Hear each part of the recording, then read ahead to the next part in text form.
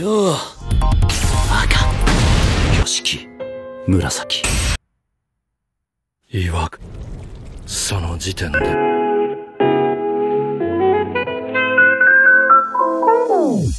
Halo para animers yang taunya cuma rebahan sambil nonton menggunakan wifi tetangga. Gimana kabar kalian? Apakah masih aman wifi tetangganya? Nah, di video kali ini Mimin akan menceritakan atau membahas salah satu anime summer terbaru kali ini, yaitu anime Jujutsu Kaisen season 2 yang sekarang udah nyampe ke episode keempat.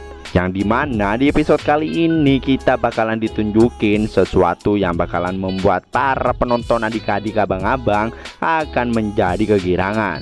Nah, buat kalian yang penasaran dengan apa yang akan terjadi di episode kali ini, langsung saja siapkan minuman, kencangkan celana dalam, dan yaps, tanpa banyak bacot, langsung saja kita keluar ceritanya. Selebeu.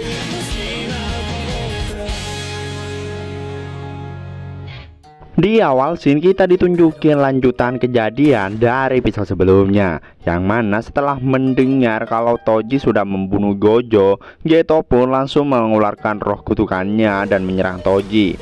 Meski udah dimukbang sama si naga ini, tapi Toji sempat-sempatnya menembakkan pistolnya pada Geto. Tapi Geto dapat dengan mudah menangkis semua peluru itu. Lalu Geto pun melompat dan mendekati Toji yang dibawa sama sang naga ke aula utama makam bintang. Betapa terkejutnya Geto ketika melihat Toji yang masih berdiri dengan gagah dan gak terluka sama sekali. Mereka pun mulai berbacot-bacotan sambil mengelilingi aula itu, yang mana Toji bilang kalau makam bintang dan penyimpanan adalah penghalang yang tersembunyi. Takkan ada yang menjaga pintu masuk, asalkan mengetahui lokasi pintunya, maka bisa diterobos dengan sangat mudah. Geto yang mulai kesal mendengar ocehan Toji, dirinya pun menembakkan roh kutukan ke arah Toji. Namun itu salah sasaran, karena rupanya Toji berada di belakangnya. Toji yang membocorkan tentang dirinya yang mempunyai roh kutukan yang bisa menyimpan senjata, bahkan dirinya juga tidak mempunyai energi kutukan. Namun itu membuat Geto jadi kesal, karena ya si Toji ini udah mempunyai pedang surgawi. Jadi ya sama halnya dengan penyihir Jujutsu.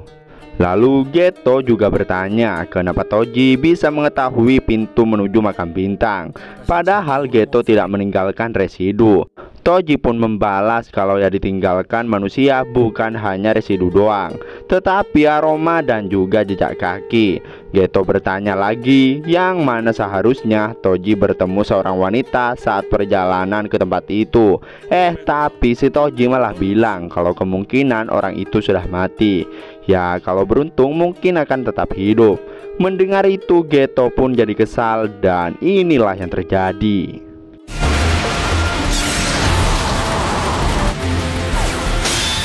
Meski Babang Geto udah menyerang Toji dengan sangat beruntun, tapi si Mamang OP ini masih saja santuy-santuy ae. Bahkan Geto juga mengeluarkan salah satu roh tingkat khusus yang sangat besar, tapi si Babang Toji ini masih saja tetap bisa mengatasi serangan-serangan yang Geto kerahkan. Bahkan roh naga milik Babang Geto sampai tewas dibuatnya. Ngeliat itu Babang Geto nampak nggak percaya sama sekali, karena ya si naga itu adalah naga pelangi yang memiliki sisi sangat keras.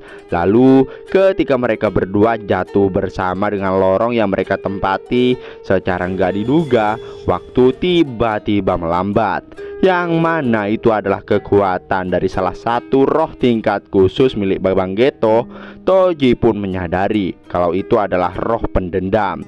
Roh itu yang menanyakan apakah dirinya itu cantik, namun Toji malah bilang kalau dia bukanlah tipenya. Bersamaan dengan itu, tiba-tiba telinga Toji keluar kecap karena efek serangan si roh ini. Dan inilah yang terjadi. バカが Namun rencana Geto yang sebenarnya adalah untuk menyerap roh kutukan yang menempel pada Toji. Dengan sangat pede Geto berpikir dirinya bisa dengan mudah menyerap dan mengendalikan roh kutukan itu. Namun tiba-tiba Babang Geto malah terpental dan gagal untuk menyerap roh itu. Dan hal sedih yang sama pun kembali terjadi.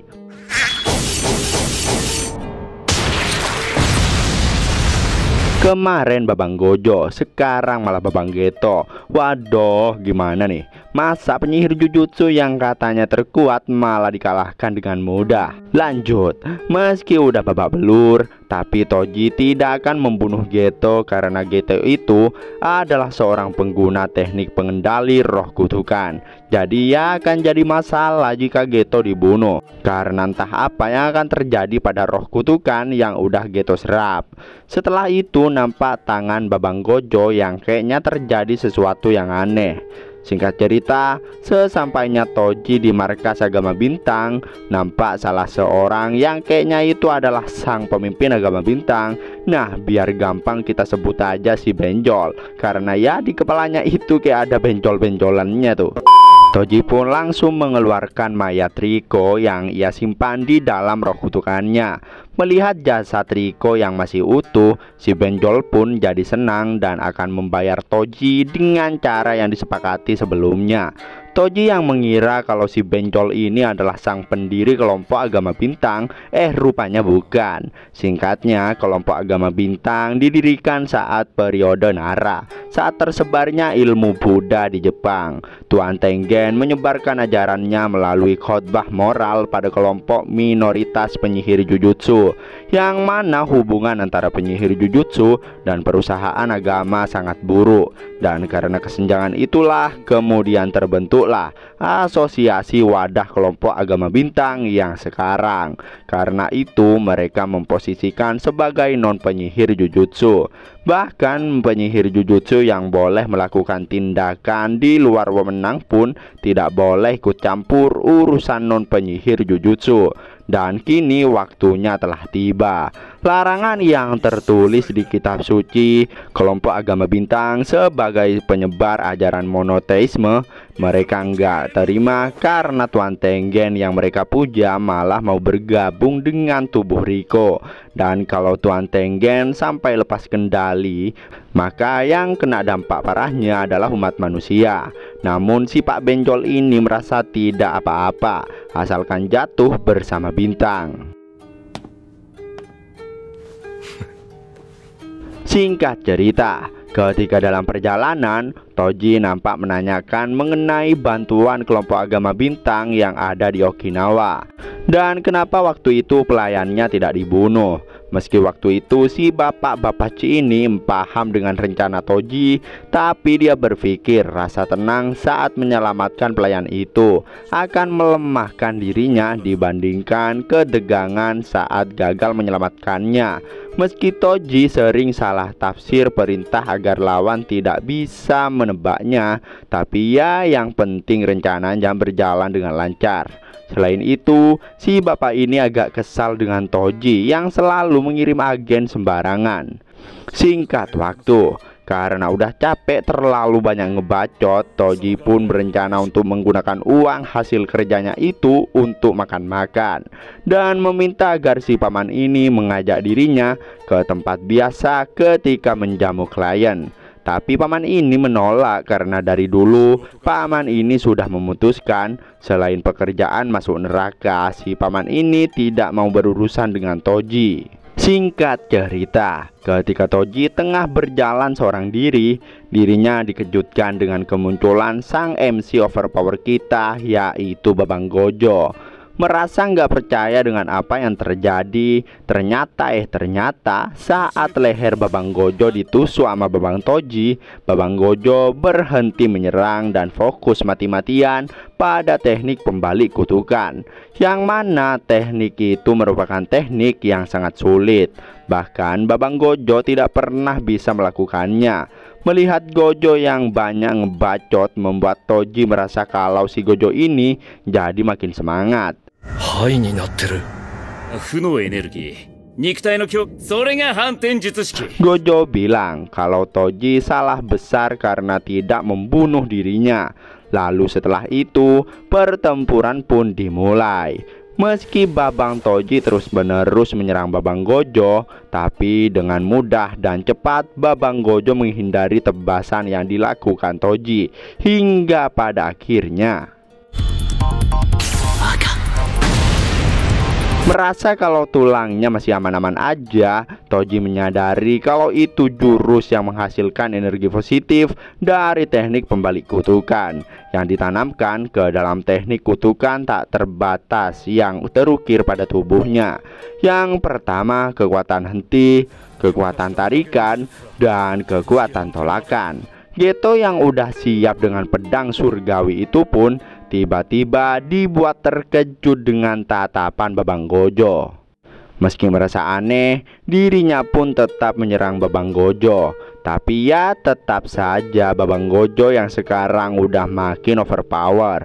Tidak ada satupun serangan Geto yang mengenainya. Lalu Babang Gojo bilang kalau kelebihan teknik kutukan warisan adalah sudah ada petunjuk pemakaiannya. Kekurangannya adalah informasi teknik kutukannya yang sangat mudah bocor. Meski begitu, Babang Gojo akan menggunakan teknik kutukan yang hanya diketahui oleh beberapa orang dalam keluarga Gojo, yaitu penguat dan pembalik yang membuat setiap ketidakterbatasan berkonflik dan bertabrakan, dan melepas massa imajiner yang dihasilkan darinya. Dan nama teknik ini adalah teknik hampa ungu. Dan inilah yang terjadi. Murasaki この自分を曲げちまった Buset, tubuh Babang Toji udah berlubang entah kenapa. Bahkan tembok-tembok di belakangnya juga ikut berlubang. Meski udah bertarung sebagai musuh, tapi Gojo ini tetap iba dan menanyakan apakah ada kata-kata terakhir yang akan disampaikan oleh Toji. Meski Toji bilang tidak ada, tapi dia ngomong kalau 2 atau 3 tahun lagi anaknya akan dijual pada keluarga Zenin. Dia meminta agar Gojo melakukan sesukanya pada anaknya itu.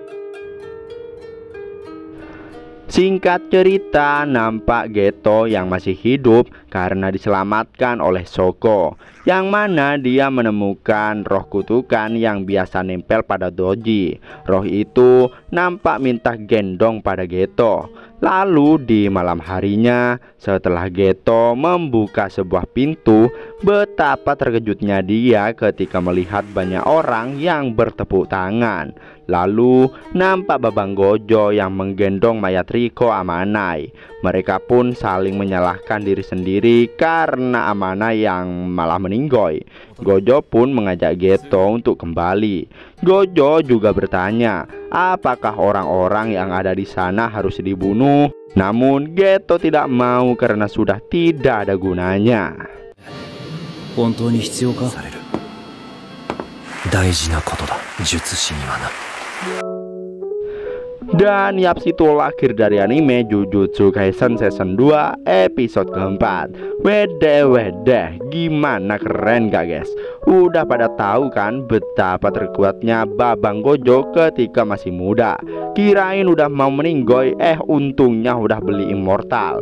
Buat kalian yang penasaran dengan apa yang akan terjadi di episode berikutnya, makanya pantengin terus channel Movie Senpai. Jangan lupa like dan subscribe-nya. Terima kasih buat yang udah nonton sampai akhir. Sampai jumpa di video berikutnya. Slepeu.